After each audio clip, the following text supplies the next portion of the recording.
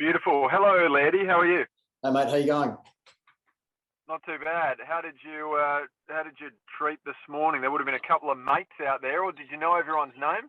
It was a little bit different, Theo. It was a few top-up players from our sample team, and we made it work the best we can this morning. And it was actually a really solid session. We were able to get 4 25-minute quarters out, and it was pretty much exactly as we'd sort of originally planned. So I'm a bit sore and tired at the moment, mate, but it's always good to be playing games again. Yeah, it looked pretty full on. How much do you reckon you got out of that compared to what you would have got if everyone was available?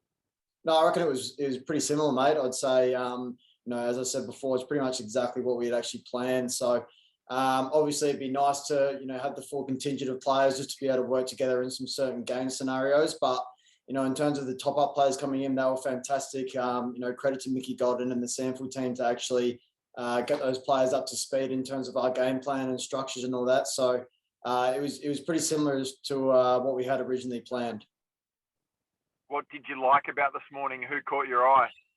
There were some really good performances. Darcy Fogarty was moving around really well. Rory O'Brien was a standout. He actually moved forward and kicked a few goals as well, and some of his ruck taps were fantastic. So some of the young guys too, Jake Saligo came in and played in the blue team with us and didn't look out of place at all. So really positive signs.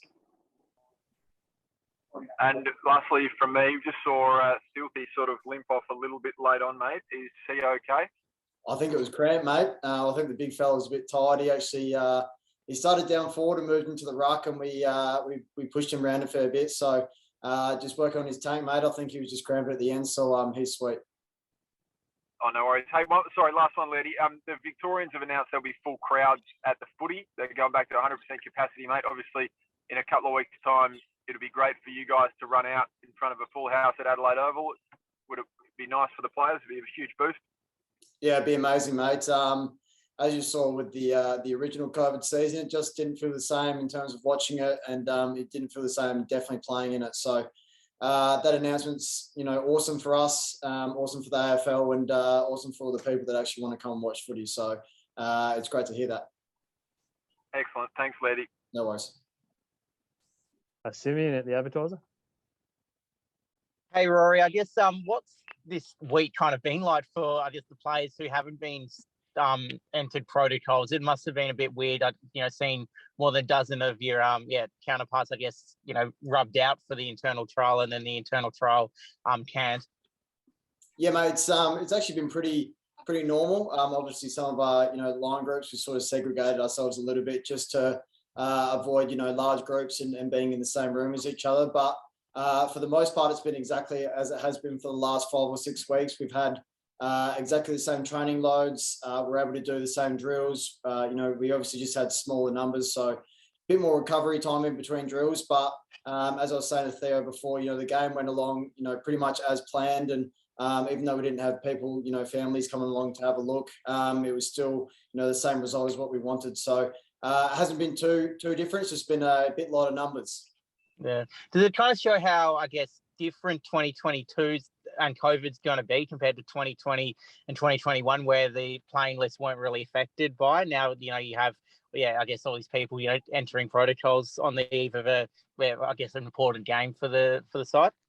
Yeah, I think it's just the way, not just us as an AFL system, but society in general. I think you're seeing it, become more the norm. And, for the first 2 years of COVID, you pretty much hear of no one over here. We're very lucky in Australia that, weren't affected as, it was overseas. And all of a sudden you hear all your mates outside of footy get it, over the Christmas period, people pick it up. So I think it's going to become the norm throughout society. And, I think each AFL club will have their ups and downs with it. So we're dealing with that as best as possible. And I think we've done it really well. Yeah. Do you have a view on whether state league players can step up if the worst came to worst and you did have to draft people in to top up the list? Oh, I think so, mate. I think the AFL and the SANFL would have to work together, or the state counterpart football leagues would have to work together, because you'd hate to see a team not be able to field a full team, as I should say. So I think if it comes to that, I think the AFL will work together with the state leagues, and we'll keep the season moving forward. Anyone you reckon from the Crow State League program that might be able to step up, or? It was a couple today. It was a couple of boys that were moving really well through the midfield that didn't look out of place. And as I said before, Mick Godden and the coaching staff that they've done, the full days here with us, and they stay around for the state league training. And it just showed today there wasn't a lot of, blokes yelling at them where to go. They actually knew what was going on. So credit to our coaching staff to be able to get them up to scratch. Yeah, and finally, I guess on Riley, has that him in the ruck? Has that been something you've been looking at this pre-season, or? It has, mate. Well, he's a robot machine. So we actually tried him a little bit on the wing today. He moved through the ruck a little bit against Rory O'Brien, which was great for him to test that out. And obviously, you've seen what he can do up forward. So, he's really versatile, and I think that's a credit to him and, his body and what he can do with it. So it'd be interesting to see what Matty Nicks does within this season. Yep, final one from me. Matty Crouch looked, really good out there. I guess from your perspective, how good is it to have him, not only, out there, but actually, back to his damaging best, his best, it kind of seems. Yeah, I think it's just great for Matty, and it's a credit to him to actually, go through what he's gone through. I know he's a super professional guy, and all he does is want to play footy, and he works so hard. It's probably a little bit to his detriment over the past, 24 months. He tried to push himself back and tried a few different things, but today to get through a game, I think unscathed, I think he's feeling really good. Personally playing with him for years and years, and now through the midfield is fantastic. And he's an All-Australian, he's a mid, so I think that speaks for itself. It's fantastic to have him back, and I can't wait to play with him. Giddy. Thanks, lady. No worries. Will Crouch at 9. Hey, Lady, I suppose just following up on what Simeon was asking there on Matty Crouch, it sounds like he's looking really good, playing well, fitting in, and his body's good. What kind of role do you see him playing and having perhaps in round one? Yeah, mate, I think it's, a matter for him. Obviously started today, and he had a 4-quarter effort today. And then, between the Brisbane game and the Port game that we've got, just working through with the physios and the doctors to make sure that, his game loads and his groins feel right. And, by all reports, his training loads have increased, pretty rapidly over the past couple of weeks, and he's looking fit. It's just a matter of, it's always a step up from going from training to games, and there's a lot of change of direction. And I think, if he's able to progress with no pain and, get through the games, I don't see why he wouldn't put his hand up for round one.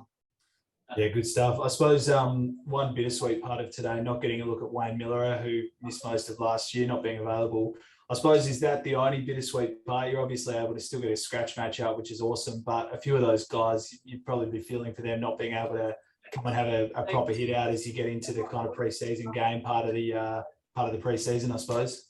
Yeah, you're 100% right, mate. I know a lot of guys, throughout rehab have, step-by-step plans, and I dare say a lot of them have been working up towards playing in a practice match, and not only this week, but the Brisbane game and then the Port game. So it's a little bit frustrating, I dare say, for them just having a couple of days off. Obviously not in the plan, but unfortunately, as I said before, society is how it is at the moment, and I dare say a lot of players throughout the competition will have their ups and downs with the COVID stuff. So the thing is, I think, the work that they've done, and we've actually been really lucky. We've had a really healthy list over the summer. So those guys are actually in really good nick, and they should be able to come back and, keep progressing forward.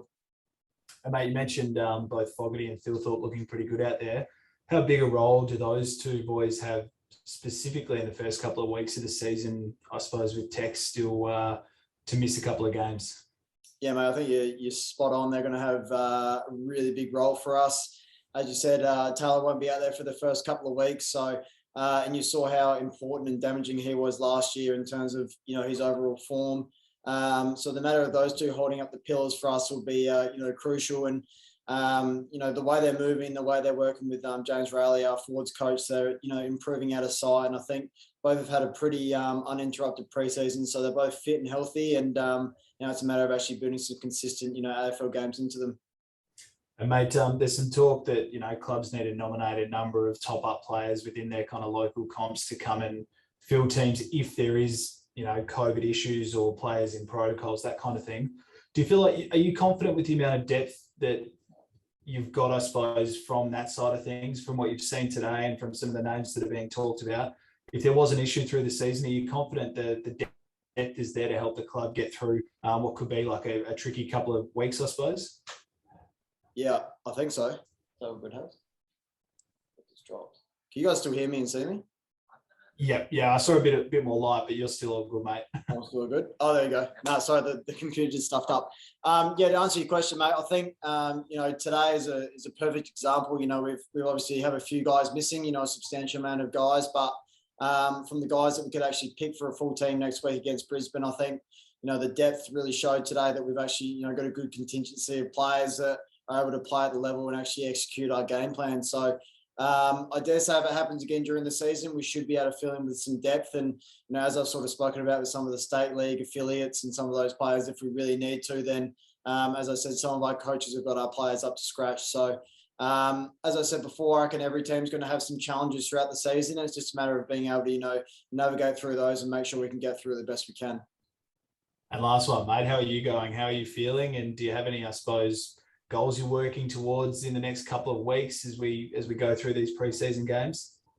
Yeah, mate, I'm sweet. Knock on wood, I'm fit and healthy. Had a good run around today. Got to run around with Benny Keys and Matty Crouch with Big Rob in the ruck. So the next couple of weeks will be fine tuning some of our midfield stuff and working together as a team. And actually, it's always fun being able to play against other teams. It's a bit frustrating at times playing against the same team because everyone knows what you're doing. So knock on wood, I stay healthy, mate, and I'm just going to keep continuing to work on my midfield stuff. Make sure I keep, being as damaging as I can, and hopefully pick up some form early in the season. Awesome, mate. Good on you. Thanks for that. Thanks, mate. Brendan at Channel 10.